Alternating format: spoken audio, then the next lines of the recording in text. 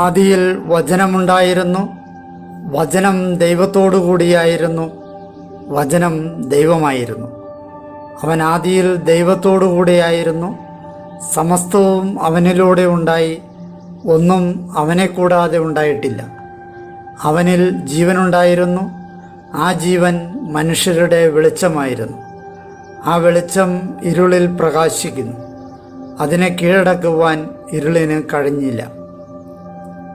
തൻ്റെ പ്രബോധനങ്ങളാൽ നമ്മെ ജ്ഞാനികളാക്കുന്ന സകലത്തിൻ്റെയും നാഥനായ ദൈവം വാഴ്ത്തപ്പെട്ടവനാകട്ടെ. ഞങ്ങളുടെ കർത്താവായ ദൈവമേ, അങ്ങയുടെ ജീവദായകവും ദൈവീകവുമായ തിരുവചനങ്ങളുടെ മധുരസ്വരം ശ്രവിക്കുന്നതിനും ഗ്രഹിക്കുന്നതിനും ഞങ്ങളുടെ ബുദ്ധിയെ പ്രകാശിപ്പിക്കണമേ. അങ്ങയുടെ വിശുദ്ധമായ പ്രബോധനത്താൽ ഞങ്ങളെ ജ്ഞാനികളാക്കണമേ. ഞങ്ങളുടെ ഇരുളടഞ്ഞ ജീവിതത്തെ അങ്ങയുടെ വചന വെളിച്ചത്താൽ പ്രകാശിപ്പിക്കണമേ. അങ്ങയുടെ വചനങ്ങളാൽ ഞങ്ങളുടെ മനസ്സിനെ ജ്വലിപ്പിക്കണമേ. ആമേൻ. ഒരു വർഷം കൊണ്ട് സമ്പൂർണ്ണ ബൈബിൾ വായന 69-ാം ദിവസം പിച്ചള സർപ്പം. ഇന്നേ ദിവസം നമ്മൾ സംഖ്യയുടെ പുസ്തകം 21-ാം അധ്യായം, നിയമാവർത്തന പുസ്തകം 22-ാം അധ്യായം, 102-ാം സങ്കീർത്തനം എന്നിവ വായിക്കുന്നു. മരുഭൂമിയിലൂടെയുള്ള യാത്രക്കിടയിൽ മോശയ്ക്കും ദൈവത്തിനുമെതിരായി ഇസ്രായേൽ ജനം സംസാരിക്കുകയും മന്നായെ ദുഷിച്ചു പറയുകയും ചെയ്തപ്പോൾ കർത്താവ് അവരുടെ ഇടയിലേക്ക് അഗ്നേയ സർപ്പങ്ങളെ അയക്കുന്നതും ഏറെ ജനം സർപ്പദംശനമേറ്റ് മരിക്കുന്നതും കർത്താവിൻ്റെ അരുളപ്പാടനുസരിച്ച് മോശ പിച്ചള സർപ്പമുണ്ടാക്കി വടിമേൽ സ്ഥാപിക്കുന്നതും സംഖ്യാപുസ്തകത്തിൽ നിന്നും നാം വായിക്കുന്നു. സമൂഹത്തിൽ പാലിക്കേണ്ട വിവിധ നിയമങ്ങൾ നിയമാവർത്തന പുസ്തകത്തിൽ നിന്നും നമുക്ക് ശ്രവിക്കാം. സംഖ്യയുടെ പുസ്തകം 21-ാം അധ്യായം. ഹോർമ. ഇസ്രായേൽ അത്താറീം വഴി വരുന്നെന്ന് നെഗബിൽ വസിച്ചിരുന്ന ആരാദിൻ്റെ രാജാവായ കാനാന്യൻ കേട്ടു. അവൻ ഇസ്രായേലിനെതിരെ യുദ്ധം ചെയ്ത് കുറേ പേരെ തടവുകാരായി പിടികൂടി. കർത്താവിനൊരു നേർച്ച നേർന്നുകൊണ്ട് ഇസ്രായേൽ പറഞ്ഞു, അങ്ങ് ഈ ജനത്തെ എൻ്റെ കയ്യിൽ നിശ്ചയമായും ഏൽപ്പിച്ചു തരികയാണെങ്കിൽ ഞാൻ അവരുടെ പട്ടണങ്ങളെ ഉന്മൂലനാചാര വിധേയമാക്കും. കർത്താവ് ഇസ്രായേലിൻ്റെ സ്വരം ശ്രവിച്ച് കാനാന്യരെ ഏൽപ്പിച്ചു കൊടുത്തു. അവൻ അവരെയും അവരുടെ പട്ടണങ്ങളെയും നിശേഷം നശിപ്പിച്ച് സ്ഥലപ്പേര് ഹോർമ എന്ന് വിളിച്ചു, പിച്ചള സർപ്പം. അവർ ഹോർമലയിൽ നിന്ന് ഏദോം ദേശം ചുറ്റാൻ ചെങ്കടലിൻ്റെ വഴിക്ക് നീങ്ങി. വഴിക്ക് ജനത്തിൻ്റെ മനസ്സുമെടുത്തു. ജനം ദൈവത്തിനും മോശയ്ക്കുമെതിരായി സംസാരിച്ചു. ഈ മരുഭൂമിയിൽ മരിക്കാനായി നിങ്ങൾ ഞങ്ങളെ ഈജിപ്തിൽ നിന്ന് കൊണ്ടുവന്നതെന്തിന്? എന്തെന്നാൽ അപ്പമില്ല, വെള്ളവുമില്ല. വിലകെട്ട അപ്പം കൊണ്ട് ഞങ്ങളുടെ മനസ്സ് കഴിച്ചിരിക്കുന്നു. അപ്പോൾ കർത്താവ് ജനത്തിൻ്റെ ഇടയിലേക്ക് അഗ്നേയ സർപ്പങ്ങളെ അയച്ചു. അവ ജനത്തെ ദംശിച്ചു. ഇസ്രായേലിൽ നിന്ന് ഏറെ ജനം മരിച്ചു. ജനം മോശയുടെ അടുക്കലെത്തി. അവർ പറഞ്ഞു, ഞങ്ങൾ പാപം ചെയ്തു, കാരണം ഞങ്ങൾ കർത്താവിനും നിനക്കുമെതിരായി സംസാരിച്ചു. ഞങ്ങളിൽ നിന്ന് നാഗസർപ്പഗണങ്ങളെ പിൻവലിക്കാൻ കർത്താവിൻ്റെ പക്കൽ പ്രാർത്ഥിക്കണമേ. മോശ ജനത്തിനു വേണ്ടി പ്രാർത്ഥിച്ചു. കർത്താവ് മോശയോട് അരുൾ ചെയ്തു, നീ ഒരു അഗ്നിസർപ്പത്തെ നിനക്കായി ഉണ്ടാക്കുക, അതിനെ ഒരു വടിമേൽ സ്ഥാപിക്കുക. ദംശിതനാകുന്ന ആരും അതിനെ നോക്കിയാൽ ജീവിക്കും. മോശ ഒരു പിച്ചള സർപ്പത്തെ ഉണ്ടാക്കി അതിനെ ഒരു വടിമേൽ സ്ഥാപിച്ചു. സർപ്പം ഒരാളെ ദംശിക്കാനിടയായാൽ അവൻ പിച്ചള സർപ്പത്തെ നോക്കും, അപ്പോൾ അവൻ ജീവിക്കും. മൊവാബ് താഴ്വരയിലേക്ക്. അനന്തരം ഇസ്രായേല്യർ നീങ്ങി ഒബാത്തിൽ പാളയമടിച്ചു. അവർ ഒബാത്തിൽ നിന്ന് പാളയം നീക്കി മൊവാബിനെതിരെ സൂര്യോദയ ദിക്കിലുള്ള മരുഭൂമിയിൽ ഇയോ അബറീമിൽ തങ്ങി. അവിടെ നിന്ന് അവർ നീങ്ങി സേരദിൻ്റെ താഴ്വരയിൽ പാളയമടിച്ചു. അവർ അവിടെ നിന്ന് പാളയം നീക്കി മരുഭൂമിയിൽ അമോര്യരുടെ അതിർത്തിയിൽ നിന്ന് പുറപ്പെടുന്ന അർണോൺ നദിയുടെ മറുകരയിൽ തങ്ങി. എന്തെന്നാൽ മോവാബ്യർക്കും അമോര്യർക്കുമിടയിൽ മോവാബിൻ്റെ അതിരാണ് അർണോൺ. അതിനാൽ കർത്താവിൻ്റെ യുദ്ധങ്ങളുടെ ഗ്രന്ഥത്തിൽ പറയപ്പെട്ടിരിക്കുന്നു, സുഫായിലെ വാഹബ്യനൊപ്പവും അർണോൺ നദീതടങ്ങൾക്കൊപ്പവും പീഠഭൂമിയിലേക്ക് നീങ്ങുന്ന നദീതടങ്ങളുടെ അടിവാരം മോവാബിൻ്റെ അതിർത്തിയിലേക്ക് ചായുന്നു, അവിടെ നിന്ന് ബേറിലേക്കും. ഈ ബേറിനെ പറ്റിയാണ് ജനത്തെ ഒന്നിച്ചു കൂട്ടുക, ഞാൻ അവർക്ക് ജലം കൊടുക്കും എന്ന് മോശയുടെ കർത്താവ് പറഞ്ഞത്. അതിനാൽ ഇസ്രായേൽ ഈ ഗാനം ആലപിക്കുന്നു: കിണറെ നിർഗളിക്കുക, നിങ്ങൾ അതിനോട് പാടുവിൻ. പ്രഭുക്കന്മാർ അത് കിണറായി കുത്തി, ജനനേതാക്കന്മാർ അത് കുഴിച്ചു, ചെങ്കോലുകൊണ്ടും താങ്ങുപടികൾ കൊണ്ടും മരുഭൂമിയിൽ നിന്നുള്ള ഒരു സമ്മാനം. മത്താനായിൽ നിന്ന് നെഹലിയേൽ, നെഹലിയേലിൽ നിന്ന് ബാമോത്ത്, ബാമോത്തിൽ നിന്ന് തരിശുഭൂമുഖം, കീഴ്ദർശനമായുള്ള പിസ്കാശൃംഗത്തിൻ്റെ മോവാബ് പീഠഭൂമിയിലെ ഹഗായി. രാജാക്കന്മാരായ സീഹോനും ഓഗും. അമോര്യ രാജാവായ സീഹോൻ്റെ അടുക്കൽ പറയാനായി ദൂതന്മാരെ ഇസ്രായേൽ അയച്ചു: നിന്റെ ദേശത്തിലൂടെ ഞാൻ കടന്നു പോകട്ടെ. ഞങ്ങൾ വയലിലോ മുന്തിരിത്തോട്ടത്തിലോ തങ്ങുകയില്ല, കിണറിലെ വെള്ളം കുടിക്കുകയുമില്ല. നിന്റെ അതിർത്തി കടക്കുവോളം ഞങ്ങൾ രാജപാതയിലൂടെ തന്നെ സഞ്ചരിച്ചു കൊള്ളാം. എന്നാൽ തൻ്റെ അതിർത്തിയിൽ കടക്കുന്നതിന് സീഹോൻ ഇസ്രായേലിനെ അനുവദിച്ചില്ല. സീഹോൻ തൻ്റെ ജനത്തെയെല്ലാം കൂട്ടി ഇസ്രായേലിനെ നേരിടുന്നതിന് മരുഭൂമിയിലേക്ക് പുറപ്പെട്ടു. യാഹാസിലെത്തി ഇസ്രായേലിനെതിരെ അവർ യുദ്ധം ചെയ്തു. ഇസ്രായേൽ അവനെ വാളിൻ്റെ വായ്ത്തലയ്ക്ക് ഇരയാക്കി. അർണോൺ മുതൽ യാബോക്ക് വരെ, അതായത് അമ്മോന്യർ വരെയുള്ള അവൻ്റെ ദേശം കൈവശപ്പെടുത്തി. അമ്മോന്യരുടെ അതിർത്തി തികച്ചും ശക്തമായിരുന്നു. ഇസ്രായേൽ ആ പട്ടണങ്ങളെല്ലാം പിടിച്ചെടുത്തു. അമോര്യരുടെ എല്ലാ നഗരങ്ങളിലും ഹെഷ്ബോണിലും അതിൻ്റെ എല്ലാ ഗ്രാമങ്ങളിലും അവർ വാസമുറപ്പിച്ചു. ഹെഷ്ബോൺ അമോര്യ രാജാവായ സീഹോൻ്റെ നഗരമായിരുന്നതുകൊണ്ടാണ് അവൻ മോവാബിലെ മുൻ രാജാവിനെതിരെ യുദ്ധം ചെയ്ത് അർണോൺ വരെയുള്ള അവൻ്റെ ദേശമത്രയും അവൻ്റെ കയ്യിൽ നിന്ന് പിടിച്ചടക്കിയത്. അതുകൊണ്ടാണ് നാടോടി ഗായകർ ചൊല്ലുന്നത്: ഹെഷ്ബോണിലേക്ക് വരുവിൻ, അത് പണിയപ്പെടട്ടെ, സീഹോൻ്റെ നഗരം പുനഃസ്ഥാപിതമാകട്ടെ.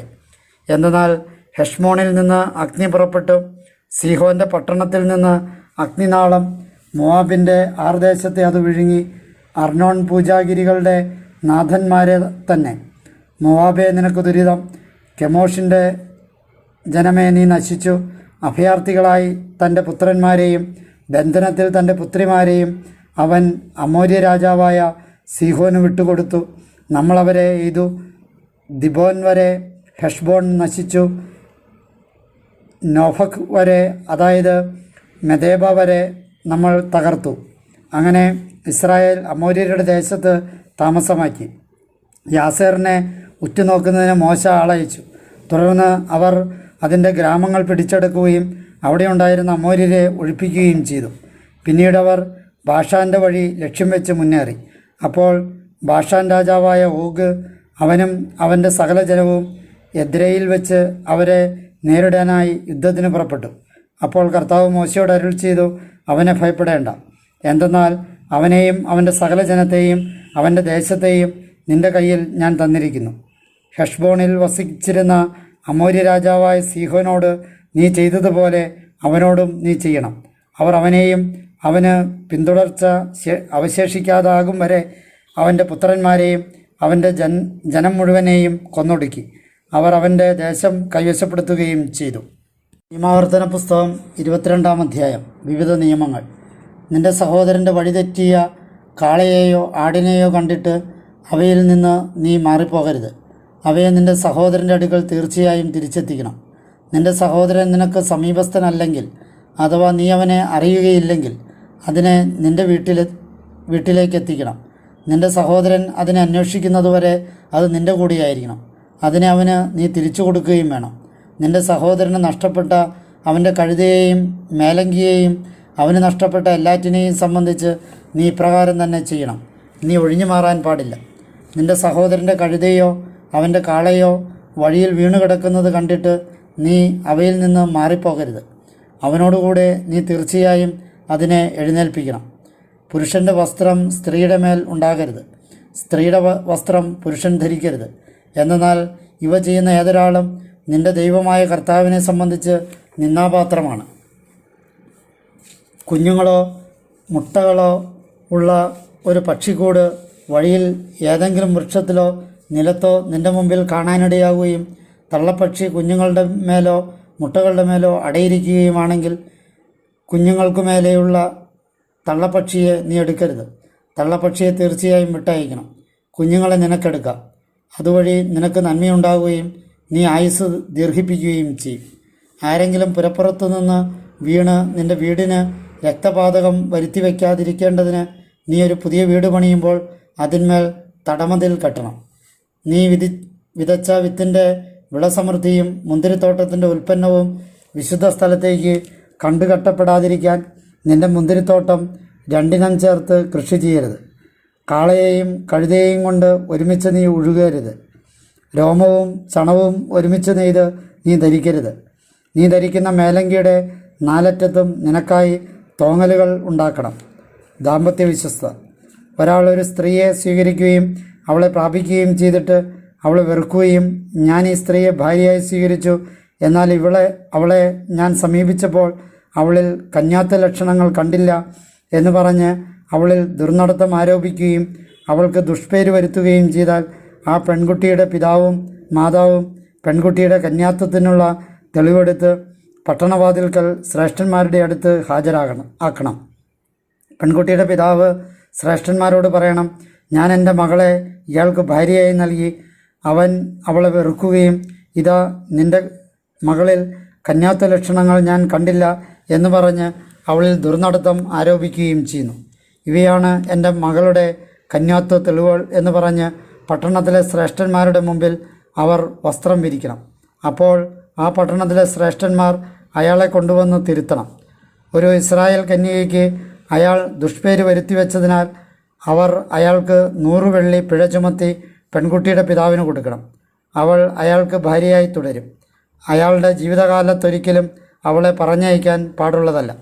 മറിച്ച് ഇക്കാര്യം സത്യമാണെങ്കിൽ, അതായത് പെൺകുട്ടിക്ക് കന്യാത്വ ലക്ഷണങ്ങൾ കാണപ്പെടുന്നില്ലെങ്കിൽ, അവർ ആ പെൺകുട്ടിയെ അവളുടെ പിതൃഭവനത്തിൻ്റെ വാതിൽക്കൽ കൊണ്ടുവരികയും അവളുടെ നഗരത്തിലെ ആളുകൾ അവളെ കല്ലെറിയുകയും വേണം.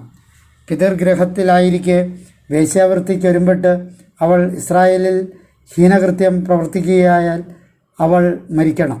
അങ്ങനെ ആ തിന്മ നിന്റെ ഇടയിൽ നിന്ന് നീ ഉന്മൂലനം ചെയ്യണം. വിവാഹിതയായ സ്ത്രീയോടൊത്ത് മറ്റൊരാൾ ശയിക്കുന്നത് കണ്ടെത്തിയാൽ ഇരുവരും സ്ത്രീയോടൊത്ത് ശയിച്ച പുരുഷനും ആ സ്ത്രീയും മരിക്കണം. അങ്ങനെ ഇസ്രായേലിൽ നിന്ന് ആ തിന്മ നീ ഉന്മൂലനം ചെയ്യണം. ഒരു പുരുഷനുമായി വിവാഹവാഗ്ദാനം കഴിഞ്ഞ കന്യകയായ ഒരു പെൺകുട്ടിയെ പട്ടണത്തിൽ വെച്ചൊരു പുരുഷൻ കണ്ടെത്തുകയും അവളുമായി ശയിക്കുകയും ചെയ്താൽ അവരിരുവരെയും നിങ്ങൾ ആ പട്ടണവാതിൽക്കലേക്ക് കൊണ്ടുവന്ന് കല്ലെറിയണം. പട്ടണത്തിൽ വെച്ച് പെൺകുട്ടി നിലവിളിച്ചില്ല എന്ന കാരണത്താൽ അവളും തൻ്റെ അയൽക്കാരൻ്റെ ഭാര്യയെ ബലാത്കാരം ചെയ്തു എന്ന കാരണത്താൽ അവനും മരിക്കണം. അങ്ങനെ ആ തിന്മ നിൻ്റെ ഇടയിൽ നിന്ന് നീ ഉന്മൂലനം ചെയ്യണം. എന്നാൽ വിവാഹവാഗ്ദാനം കഴിഞ്ഞ ഒരു പെൺകുട്ടിയെ ഒരാൾ കണ്ടെത്തുന്നതും അവളെ ബലാത്കാരം ചെയ്ത് അവളോടൊത്ത് ശയിക്കുന്നതും വയലിൽ വെച്ചാണെങ്കിൽ അവളോടുകൂടെ ശയിച്ച പുരുഷൻ അവൻ മാത്രം മരിക്കണം. പെൺകുട്ടിയോട് നീ ഒന്നും ചെയ്യരുത്. മരണാർഹമായൊരു പാപവും പെൺകുട്ടിക്കില്ല. എന്തെന്നാൽ ഒരാൾ തൻ്റെ അയൽക്കാരനെതിരെ ചാടി വീണ് അവൻ്റെ ജീവൻ ഹനിക്കുന്നത് പോലെയാണ് ഇക്കാര്യം. എന്തെന്നാൽ വയലിൽ വെച്ചാണ് അവൻ അവളെ കണ്ടത്. വിവാഹവാഗ്ദാനം കഴിഞ്ഞ പെൺകുട്ടി നിലവിളിച്ചെങ്കിലും അവൾക്ക് രക്ഷകനായി ആരുമില്ലായിരുന്നു. വിവാഹവാഗ്ദാനം നടത്തിയിട്ടില്ലാത്ത കന്യകയായ ഒരു പെൺകുട്ടിയെ ഒരാൾ കണ്ടെത്തുകയും അവളെ കീഴ്പ്പെടുത്തി അവളോടുകൂടി ശയിക്കുകയും അവർ കണ്ടുപിടിക്കപ്പെടുകയും ചെയ്താൽ അവളുടെ കൂടെ ശയിച്ചയാൾ പെൺകുട്ടിയുടെ പിതാവിന് 50 ഷെക്കൽ വെള്ളി കൊടുക്കണം. അയാൾ അവളെ മാനഭംഗപ്പെടുത്തിയതിനാൽ അവൾ അയാൾക്ക് ആയിത്തീരും. അവൻ്റെ ജീവിതകാലത്തൊരിക്കലും അവളെ പറഞ്ഞയക്കാൻ പാടുള്ളതല്ല. 102-ാം സങ്കീർത്തനം. പീഡിതൻ്റെ പ്രാർത്ഥന. അവൻ അവശനായി കർത്താവിൻ്റെ മുമ്പിൽ ആവലാതി ചൊരിഞ്ഞപ്പോൾ, കർത്താവേ, എൻ്റെ പ്രാർത്ഥന കേൾക്കണമേ. എൻ്റെ നിലവിളി അങ്ങയുടെ പക്കലെത്തട്ടെ. എൻ്റെ കഷ്ടതയുടെ ദിനത്തിൽ അങ്ങ് എന്നിൽ നിന്ന് തിരുമുഖം മറയ്ക്കരുതേ. അങ്ങ് എൻ്റെ നേർക്ക് ചെവി ചായ്ക്കണമേ. ഞാൻ വിളിച്ചപേക്ഷിക്കുന്ന ദിനത്തിൽ വേഗം എനിക്ക് ഉത്തരമരുളണമേ. എൻ്റെ ദിനങ്ങൾ പുക പോലെ മാഞ്ഞു പോകുന്നു. എൻ്റെ അസ്ഥികൾ ചൂള പോലെ എരിയുന്നു. എൻ്റെ ഹൃദയം മുറിപ്പെട്ട് പുല്ലുപോലെ വാടിപ്പോകുന്നു. എൻ്റെ അപ്പം ഭുജിക്കാൻ ഞാൻ മറന്നു പോകുന്നല്ലോ. എൻ്റെ വിലാപസ്വരം മൂലം എൻ്റെ അസ്ഥി മാംസത്തോട് ഒട്ടിപ്പോയിരിക്കുന്നു. ഞാൻ മരുഭൂമിയിലെ ഞാറപ്പക്ഷിക്ക് സമനായിരിക്കുന്നു. വിജനപ്രദേശങ്ങളിലെ മൂങ്ങ പോലെയുമായിരിക്കുന്നു. ഞാൻ ഉറക്കം വിളച്ചിരിക്കുന്നു.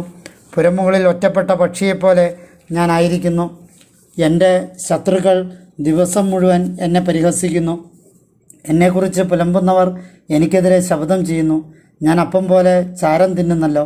എൻ്റെ പാനീയങ്ങൾ എൻ്റെ കണ്ണീരുമായി കൂട്ടിക്കലർത്തുന്നു. അങ്ങയുടെ അമർഷവും രോഷവും മൂലമാണല്ലോ അങ്ങനെ പൊക്കിയെടുത്ത് വലിച്ചെറിഞ്ഞിരിക്കുന്നത്.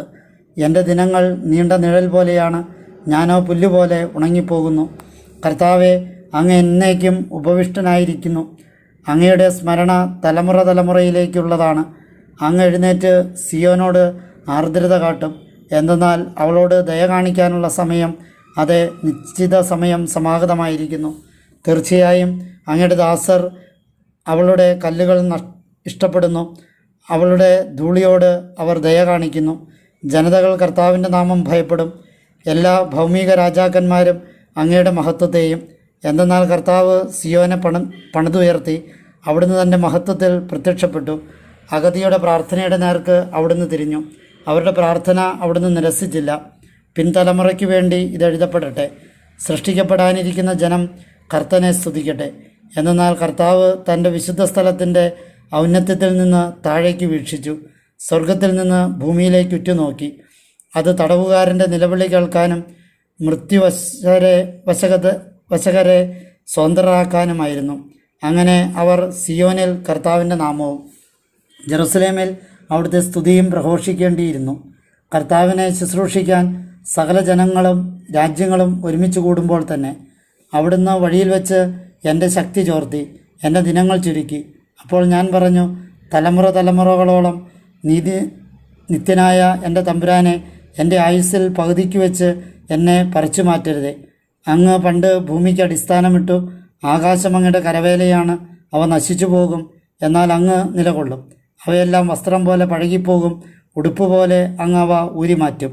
അങ്ങനെ അവയ്ക്ക് മാറ്റമുണ്ടാകും. എന്നാൽ അങ്ങാണ് ആയിരിക്കുന്നവൻ. അങ്ങയുടെ സംവത്സരങ്ങൾ അവസാനിക്കുന്നില്ല. അങ്ങയുടെ ദാസരുടെ മക്കൾ തുടർന്നും വസിക്കും.